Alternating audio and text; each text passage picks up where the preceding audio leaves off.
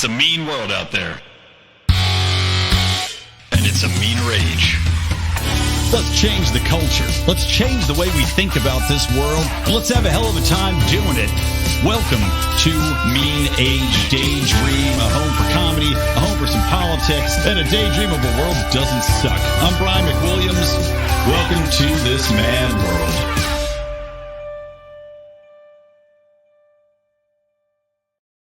Welcome, everybody, to Mean Age Daydream, the best show on the interwebs, and of course, a place where we hate with positivity. Welcome to the show, guys. I am Brian McWilliams, your favorite person in the world. And today, I've got a great guest on. Brent Hamachek's going to be joining me for the second half of the show. He has a great program he's doing on college campuses, basically bringing two different sides together, of course, that always being the left and the right, and trying to actually have a shocking development on college campuses. Yes, an actual dialogue between them where they try to solve problems rather than just debating each other. And Brent's got some really funny stories about just how difficult getting that process was and all of the machinations behind the scenes in the academic world to try to put a stop to people just getting together to talk. So make sure to stick around for that second half of the show.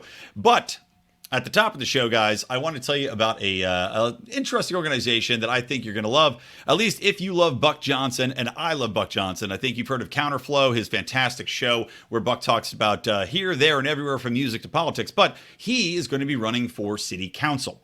And he's working with a new PAC called the Mises Mayors PAC. Now, Mises Mayors is formerly known as Mises GOP. They're raising money to support Buck for city council, but not stopping there. Their idea is to basically pool a lot of money to not only support Buck and what he's doing, but also other candidates down the road. Now, Mises Mayors works to put Misesian men in office who will fight back against the Great Reset, push local policies such as contractually obligating cops to protect their citizens, and passing town charter amendments stating that the government gets its legitimacy from property owners. I think this PAC's got a great strategy. I'm excited to see what they're going to do. Basically, they're taking it out of HOPA. So check them out, guys. You can go to misesgop.org/lions. Again, they're called Mises Mayors now, but it's Mises GOP originally. So misesgop.org/lions. Go ahead. All the money there is going toward going towards electing officials. Not a cent is going to pay the PAC leadership committees like other PACs do. So check them out. That policy is not going to change. All the money that you donate will go to candidates like Buck Johnson. So again, misesgop.org/lions. Go toss them some bucks. I know I already have, and we'll see what plays out. Exciting times. Okay, so top of the show. I hope everybody out there is staying monkeypox free. I know monkeypox is ravaging through predominantly the gay community, and we're not allowed to talk about, staying away from gay orgies. We're not allowed to be like, you know what? Put that thing away for a couple days, gentlemen. Let's let this cool down. This monkeypox situation cool down. We're not allowed to talk about any of that. That's bigoted. We can't make a common sense recommendation. No more gay orgies right now. But I saw that they have actually now confirmed the first transmission of monkeypox to a dog. And this is not a joke. Well, a joke's coming, but this is not a joke. First dog has contracted monkeypox, presumably from its owners, and this is over in France. Now, it's a straight couple, a straight Parisian couple. I don't know if you can live in Paris and be totally straight, but Parisian couple, somehow their dog has contracted monkeypox. To which I joked on Twitter, at Brian McWilliams, that's a tough way to come out to your wife. Honey, the dog seems to have many sores. I do not know how to tell you. I have been frequenting the bathhouses. Sacre bleu. You know, that's a hard way to come out. But I don't know. Who knows how these people got it? I don't want to presume, but poor dog, hopefully the dog just got it from petting. We'll just leave it at that. But I also saw that now the World Health Organization is moving to change the name of monkeypox, and I've heard various explanations for this. Some that it's somehow racist to reference it, which seems ridiculous. The one that I liked the best was that calling it monkeypox, even though everybody can get it now, even dogs, that was disparaging to monkeys. And I'm not making that up. That was literally, they're trying to say that, well, we don't want to stigmatize monkeys because clearly the monkeys will be very offended by this. And we don't want to upset the monkey packs out there. We don't want to upset, obviously, a very core voting bloc of these political elites. So there you have it. But the other topic I want to get into, when we talk about global elites, when we talk about, we're fighting back against the Great Reset, like with Mises Mayors, what they're trying to do. When we talk about all of these multinational, basically organizations that have very little oversight from the common man. When you look at what happened with Brexit, that Brexit was primarily driven by the urge of people to get out from under the boot of an organization that they had not elected, that they had really no say over, no control over, that was dictating their taxes, what they could bring and out of the country, how many refugee immigrants they had to take in. All of these things led to a sense among the people in the UK that they had lost control of their own country. Now, the issues that arise from the United Nations, from the World Economic Forum, are many, and obviously we're seeing them play out with COVID. We're seeing them play out with food issues. We're seeing it play out with energy issues and climate change issues. And obviously these things we're being told are going to be the great saviors of the nations involved, right? That the climate change is going to work out in the end, guys. Yes, you're going to have to suffer. Yes, you're not going to have gas to get through the winter. Yes, your gas and electric bills are going to be astronomically higher by 3,000%. But don't worry. Once we get this all figured out, it's going to be for the best. And in the meantime, the Earth's is subtly warmer. And that's apparently a bad thing, despite many, many articles written to the contrary, arguing that, in fact, global greening could be a great boon to all of us, especially when we talk about food. The greening of the Earth leads to more food production. Even areas of the Sahara Desert and other, very arid regions are in fact greening, allowing for more food production in areas that has been very difficult in the past, that have had problems with starvation. Now, let's expand that, right? So we know that there's a war of the climate change. And as I said in my previous episode, talking about how every war is on the poor, well, there's a new war on the books that you may or may not have heard of. And I only came across it, well, for a couple reasons. Number one, if you've been watching what's going on in Sri Lanka, you've seen a government overthrown because of political woes and also food woes, farming woes. You're seeing in various nations, I think it's Denmark and Sweden, a lot of tractors are blocking roads. You're seeing, and again, I can't remember exactly which Nordic nation it was, them dumping fertilizer by the hundreds of thousands of pounds, right? Because there is a war on fertilizer right now by the United Nations, dumping fertilizer at their parliament buildings to make a statement, because there is a movement within the United Nations. And again, I came across this looking at Sri Lanka, looking at these farmer protests, and I was like, what the hell is this all about? Well, according to Michael Schellenberger, who I'm a big fan of, former super progressive that had written several books now, one about how democratic policies have ruined a lot of these big cities, another one on how the climate change issue has become politicized and basically is founded in nothing, and how the benefits of a slightly warmer planet actually can be pretty powerful. But he's writing about this United Nations Environment Program, which describes itself as, quote, the global authority that sets the environmental agenda and serves as an authoritative advocate for the global environment. Now, the problem is that, as we know, when they talk about the global environment, they don't necessarily mean the global environment that's good for people. There tends to be the sentiment agreed on throughout the climate movement, throughout the environmentalist movement, that people are the enemy of the planet, right? That the two can't coincide. And in fact, people should have to suffer. People should die so that the earth can thrive. And all the other plants and animals and everything else, they obviously should be put ahead of people. I personally don't agree with that. I am a humanist in that I put people ahead of the environment in many, many factions, in many, many ways. Predominantly because I am a human. I'm on Team Human, guys. And so is my daughter, my little toddler daughter. Don't want her dead. Team Human all the way. But what they're doing is putting the environment first, putting all these things, and they argue that this is going to be for the benefit. They argue that we have to pay the price. The latest turn from this environmental organization under the United Nations is a war on fertilizer, and I mean that quite literally. The arguments being put forth based on nothing, by the way, that fertilizer and the nitrogen in fertilizer is such a great evil for the environment that it has to be stopped. That all of these nations that use fertilizer that has nitrogen in it, which leads to massive crop yields, allowing them to feed the populations not only of their domestic areas, their domestic needs, but the worldwide population. And by the way, we're also seeing a surge in 25% more, food, not sustainability, food scarcity issues crop up, right? So they're pressuring to reduce fertilizer, and that's what the big pressure on all these nations that are big breadbasket nations is to reduce their fertilizer usage by something like 70%, right? They're really pressuring them, despite the fact that they've shown that you can reduce fertilizer yields and still produce just as many crops using nitrogen-based fertilizers. But again, we're told nitrogen-based fertilizers are evil. So what's this leading to? Well, in the specific case of Sri Lanka, and again, which has literally brought down a nation, the people were sold a false bill of goods. They were told that this nitrogen was evil for the environment. And on top of that, the candidate running for office, which they voted in, and let me find his name. Let's see. Dialogue. President I'm going to butcher this. Rajapaksa. That is who they elected, Rajapaksa. He had run on a platform saying that he was, and literally on a platform of anti-fertilizer, because the fear porn that had been pushed by the United Nations and by media, big media outlets and by climate change activists is that these fertilizers are evil. So he ran on, I'm going to limit it. I'm going to rein it in.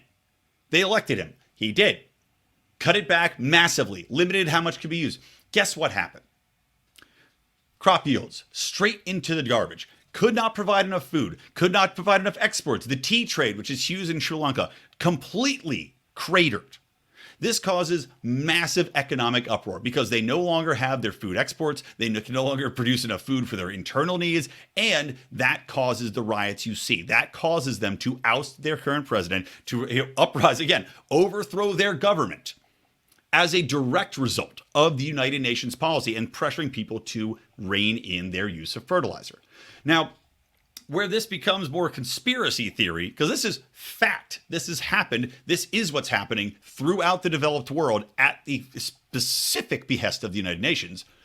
Where we can go a little bit more conspiracy-wise is looking at the number of different fires we've had at production facilities for, food processing, for meat processing, for grain processing.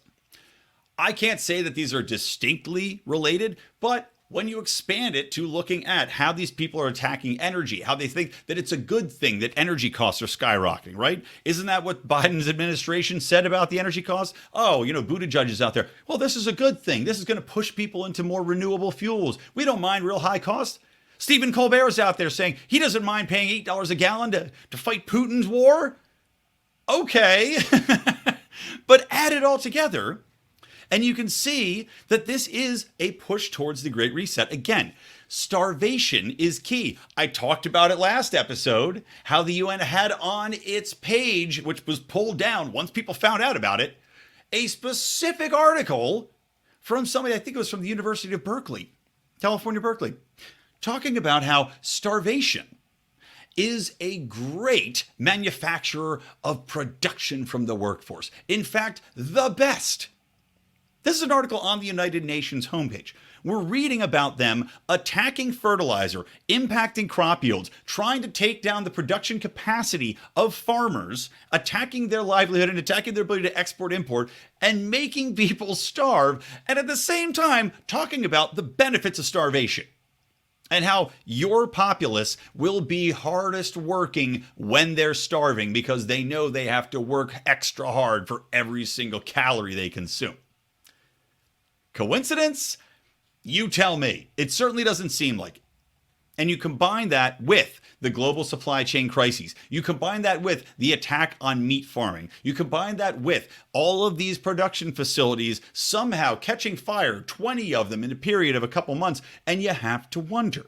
You look at Bill Gates buying up all the massive farmland. Is Bill Gates the largest owner of farmland in the United States, by the way?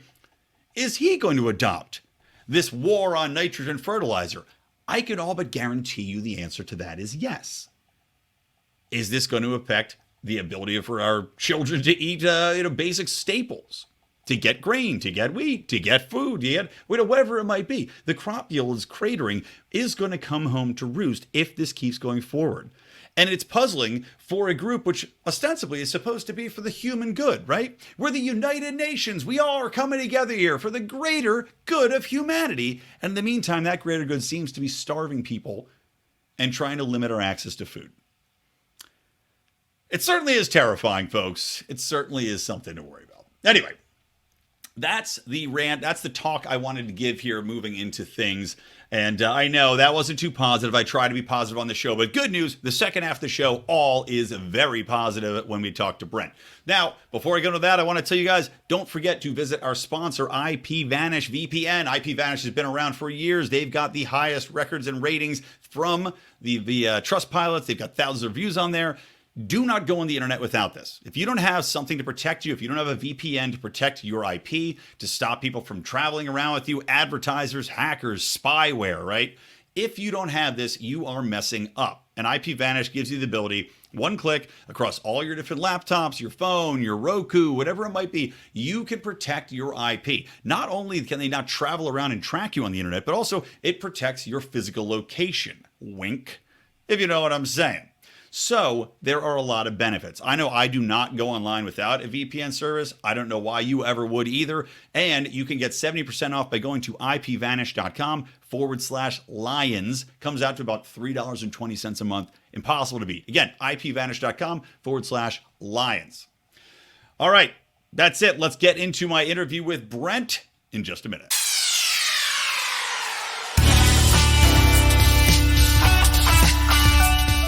All right, so as promised, for the second half of the show, I wanted to have a conversation with a man who I found is pretty damn interesting. And it's funny, we actually got hooked up here because I do public relations for a career in my day job when I'm not fighting libertarian superhero antics in my cape in the off season. But I had sent Brent a pitch about a client of mine, and he responded with some pretty fascinating insight into work that he's doing with a campus program to encourage civil discourse. And of course, my guest is Brent Hamachek, who's the executive editor of humanevents.com, which is a news and information website. And I encourage you all to check it out. So Brent, welcome to Mean Age Daydream.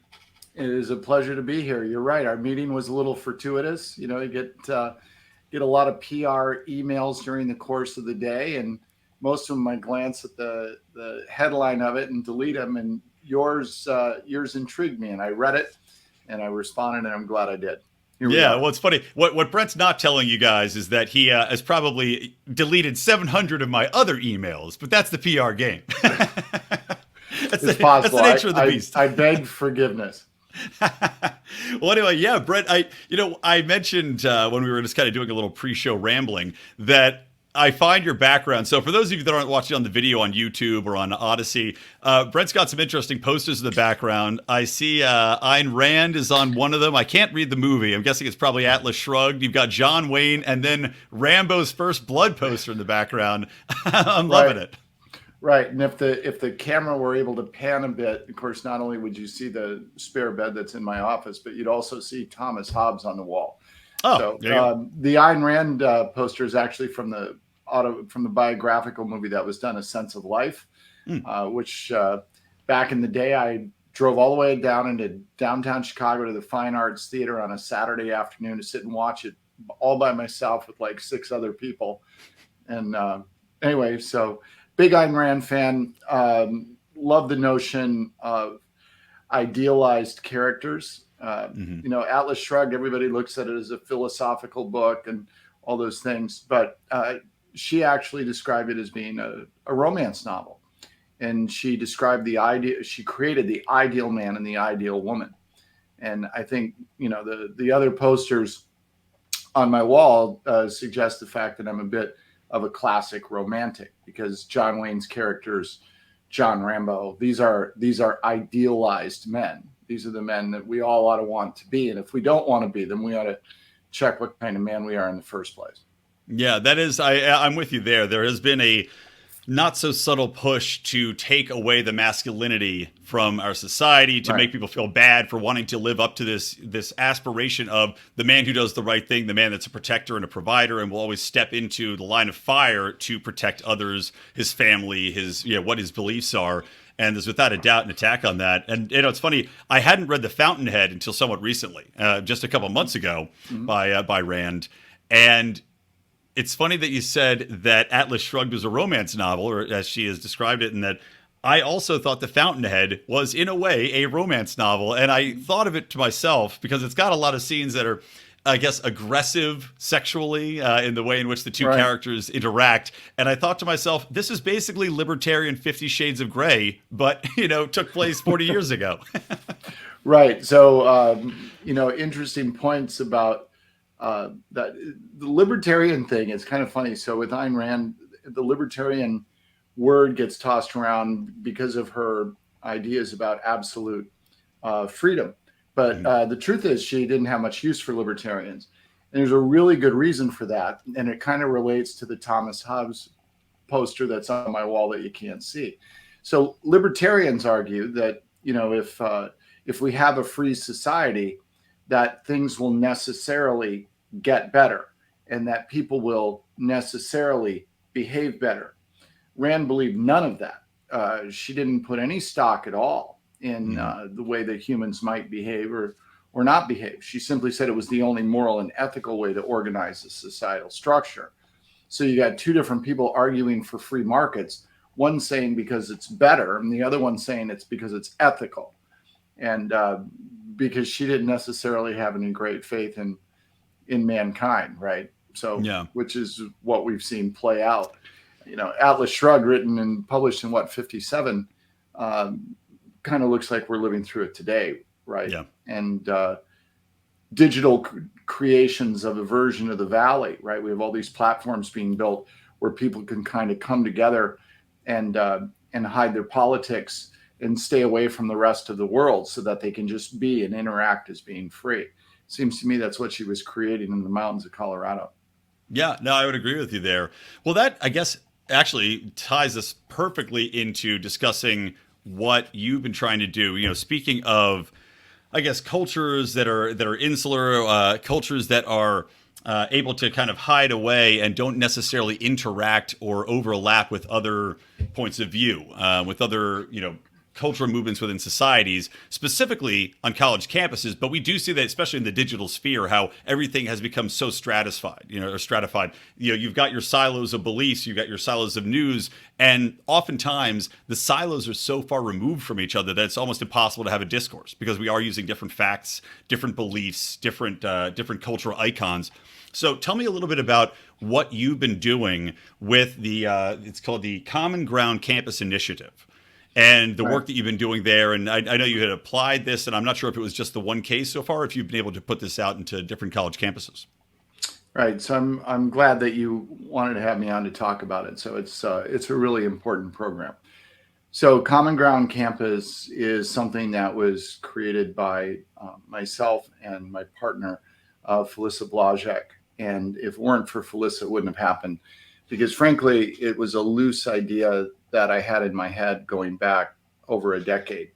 But, I have my own business consulting practice and I work with a lot of entrepreneurs and I worked with a lot of startup companies.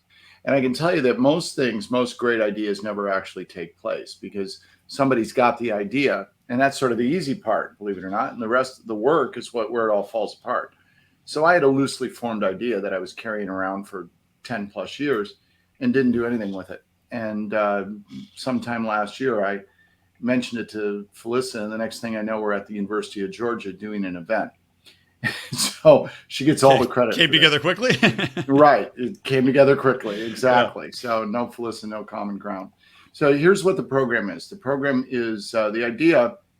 We're all familiar with the setting on a college campus where they have a debate.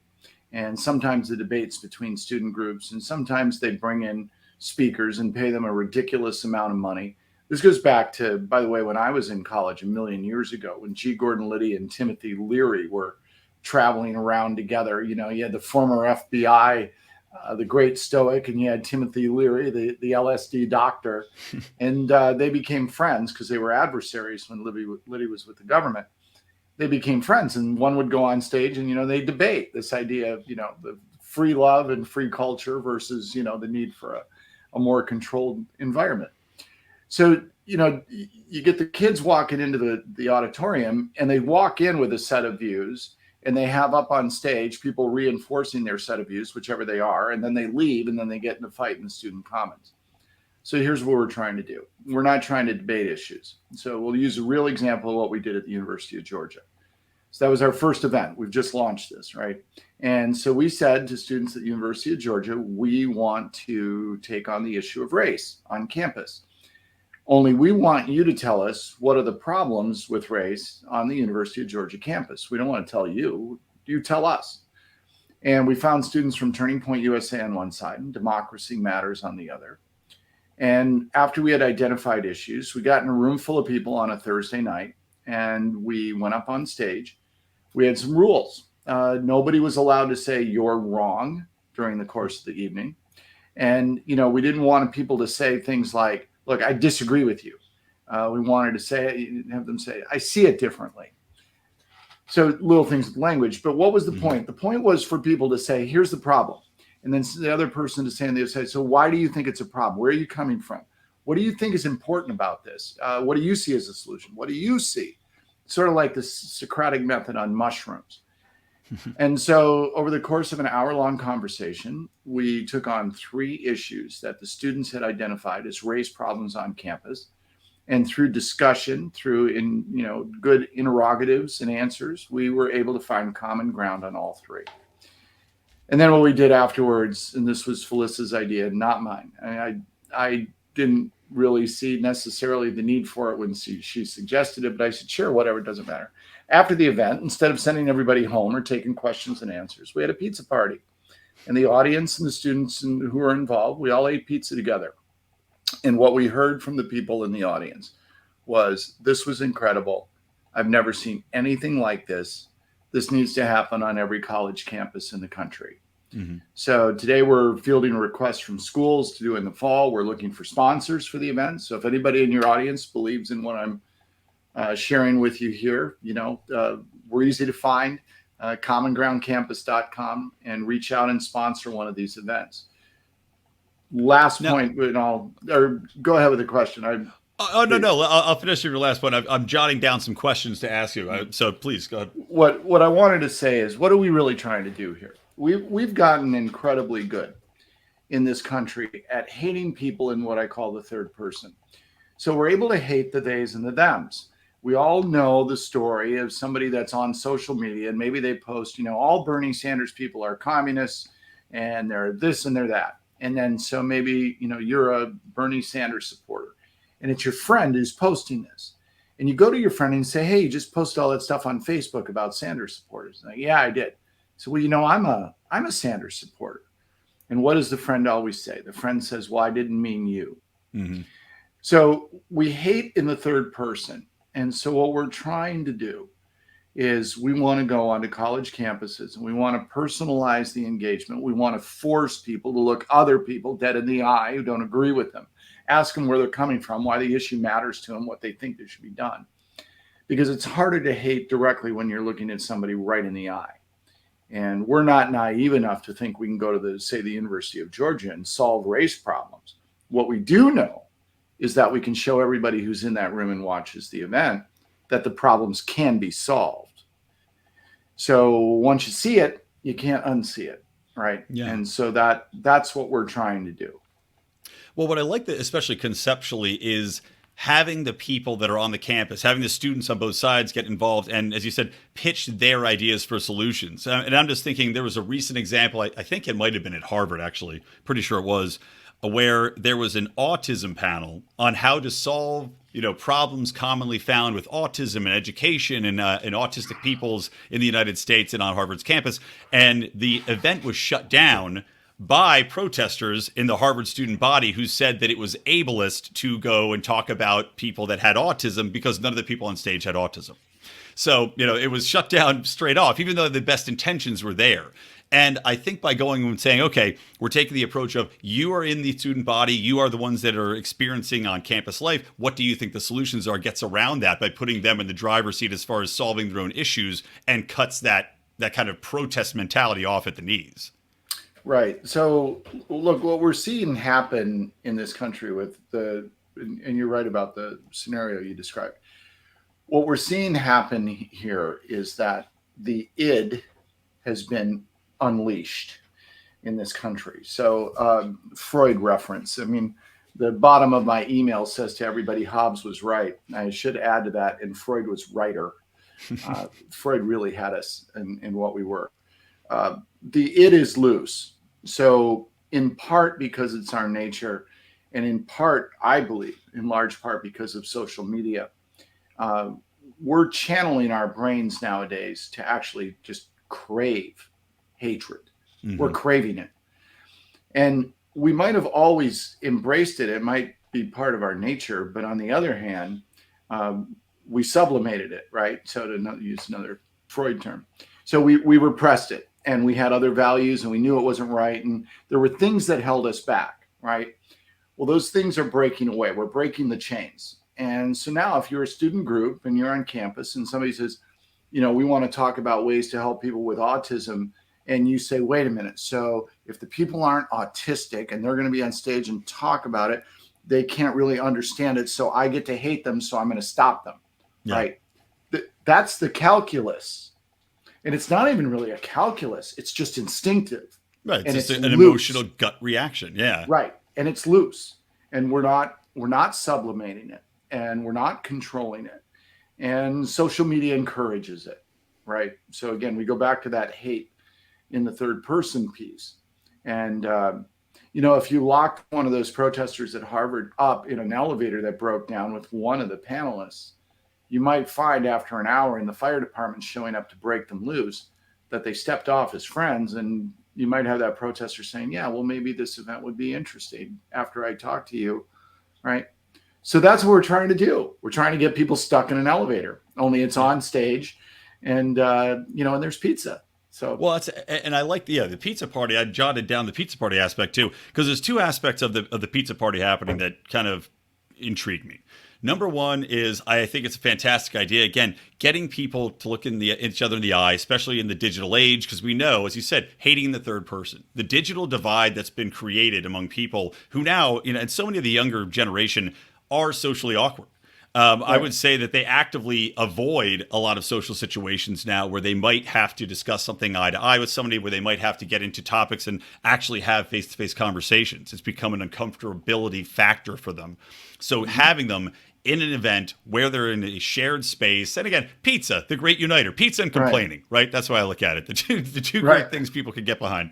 But I also, on the one side, it's great to see that, but isn't it shocking and sad to hear them say that this is amazing? I've never experienced anything like this, because that does tell you the depth of how they just aren't doing anything where they're speaking outside of this bubble of philosophical thought. Right. Well, yes. I mean, look, it's discouraging, except we're doing it because we know it's needed. So it's expected. And if people were coming up to us and saying, look, this is an entrepreneurial program, right? I mean, we're launching something new, not old. So when people come up to us and say, this is amazing, I've never seen anything like it before. Same thing they were saying, I think, with an iPhone back in, 2007. So we have the ability, we hope, to really have this then catch on. And we know that it's necessary. And it's especially then necessary with young people. I've told a story on other shows about that event in Georgia, and afterwards, we had a real mixed audience of people. We had folks from the community and college students, and there was a dad who had his two high school sons with him, and they waited around. I mean, all the pizza was gone, and people were mostly leaving. And the father tapped me on the shoulder. He shook my hand, and he said, "I want to introduce you to my two sons, and they wanted to speak to you." And so they both shook my hand and they said, "Thank you, Mr. Hamachek. I'm so glad my dad brought me to this. This was really interesting. I sure wish we could do it on my high school campus. We really need this in my school."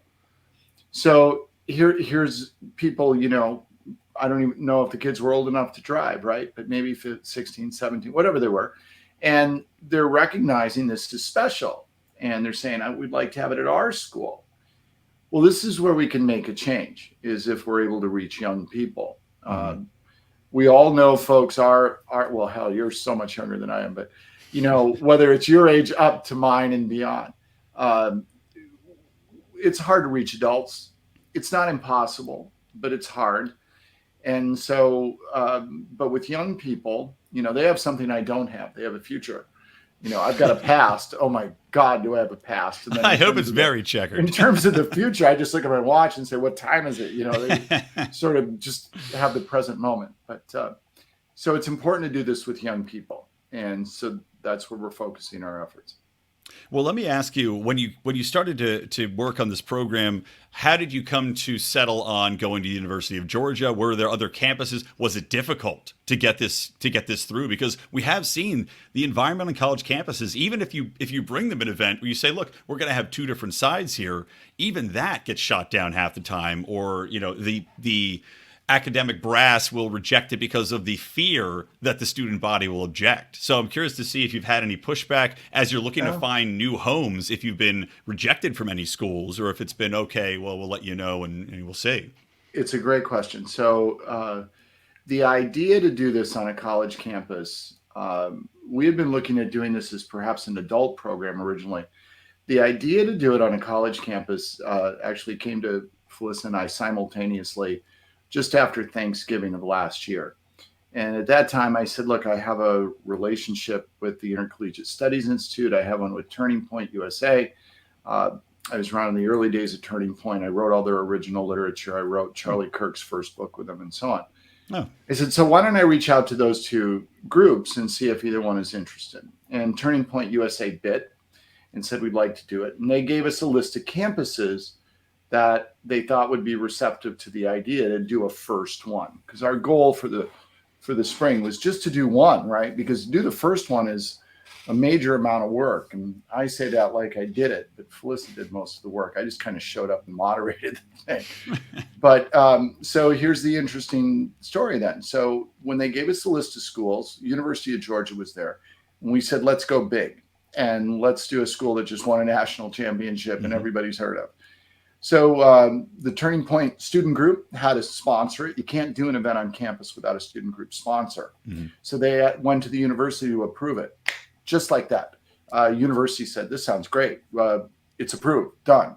Okay, now we needed a group from the other side to be willing to take on the race issue opposite Turning Point. Right. And this is, I'm very interested to hear this, because I was going to ask you if that was a challenge as well. It was a finding challenge. somebody that's, because look, let's be honest, from their perspective, it is ideologically, you're talking to the enemy, and we've seen so often these people just refuse. It's like they're worried their peers will cast them down for even discussing it with an opposing viewpoint. You have no idea how much you're going to enjoy my answer. So you're just going to love this. So I'm not going to name groups because our goal here is to work with everyone, and we're trying to bring people together. So I could name the organizations, but I'm not going to. It doesn't matter.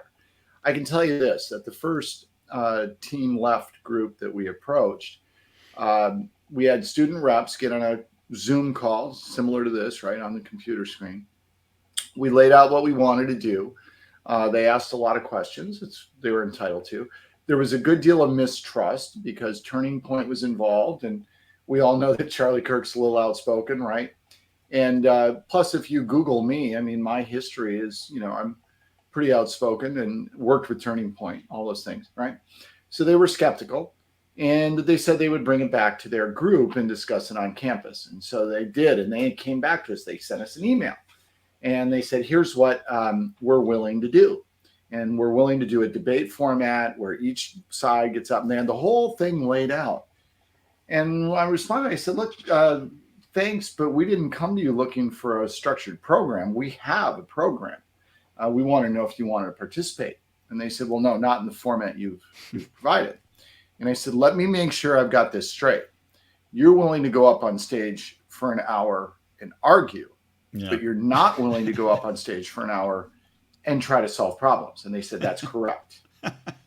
So we had that to swipe left on just, that it would just look too weak. It would. It gets better. It gets better.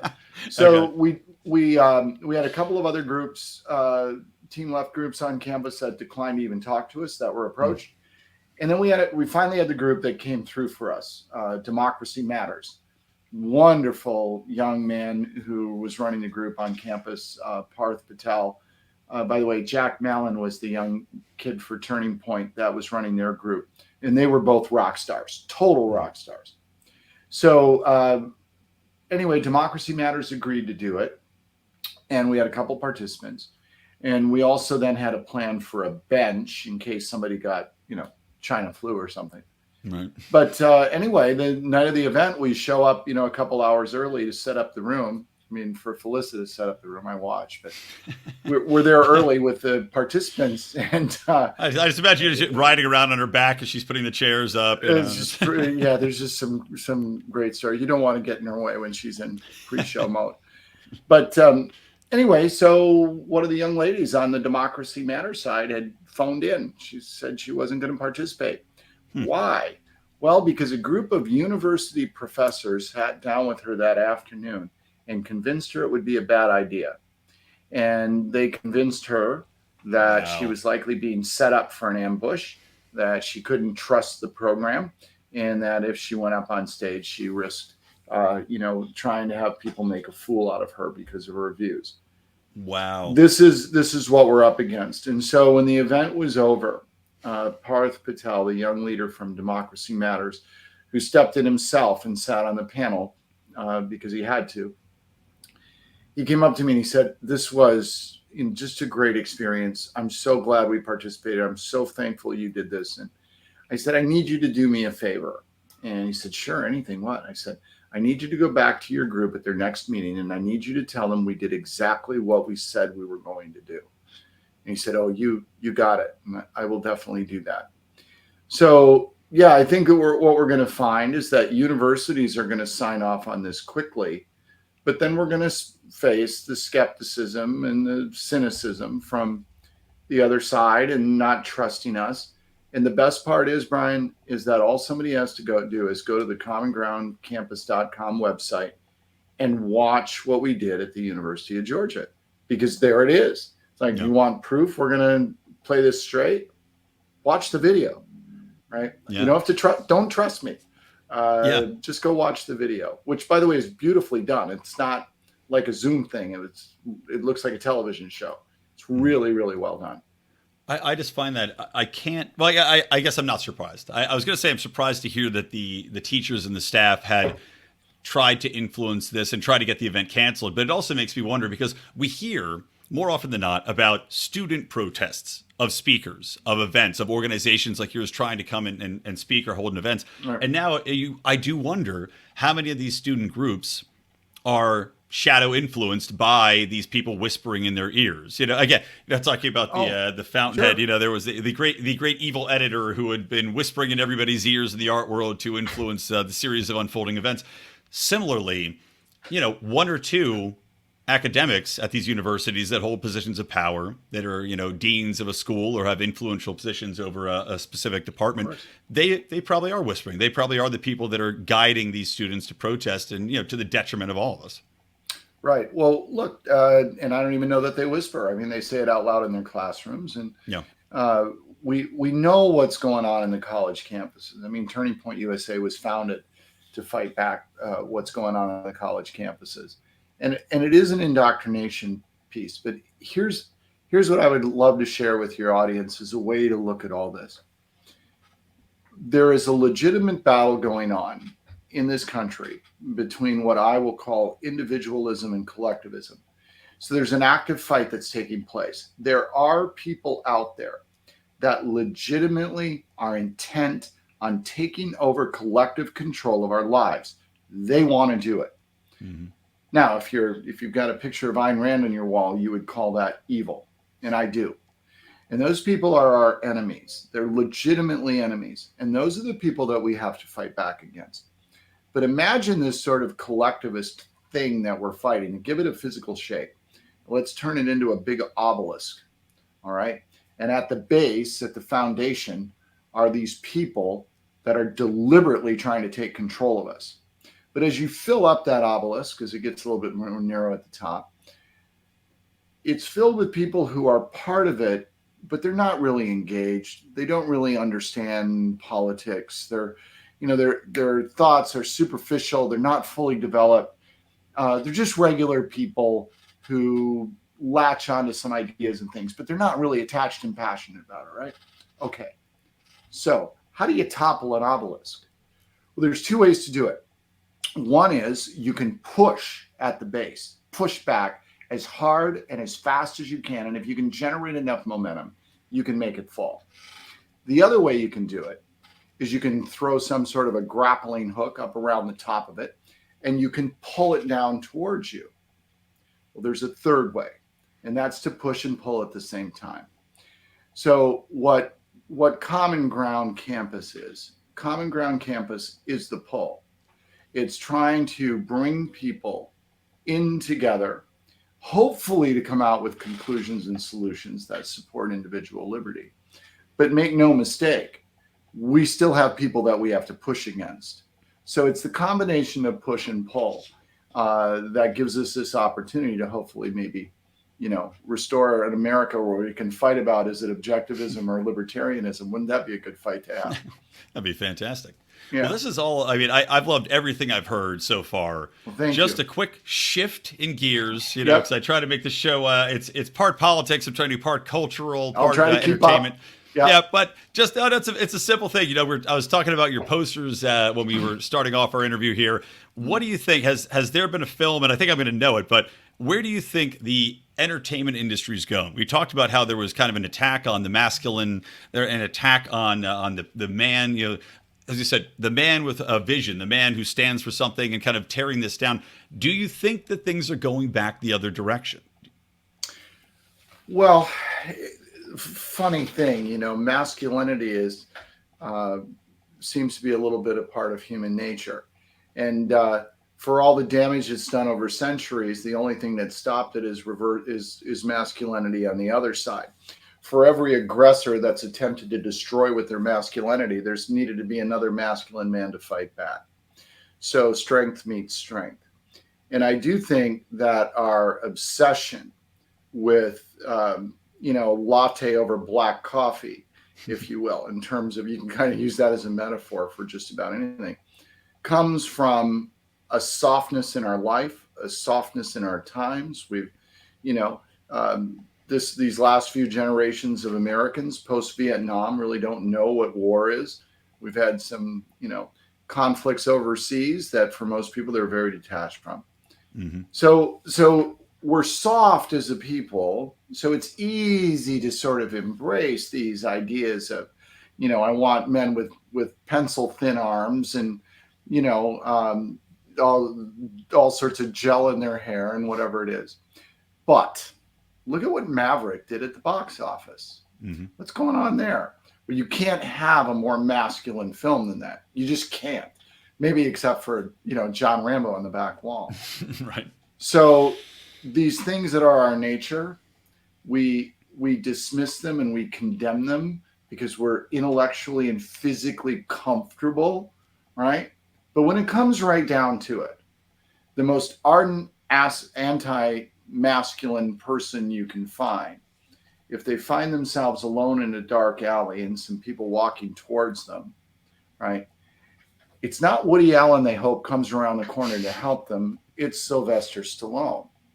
And that's just because we know that's what we need. And so I saw Maverick twice at the theater.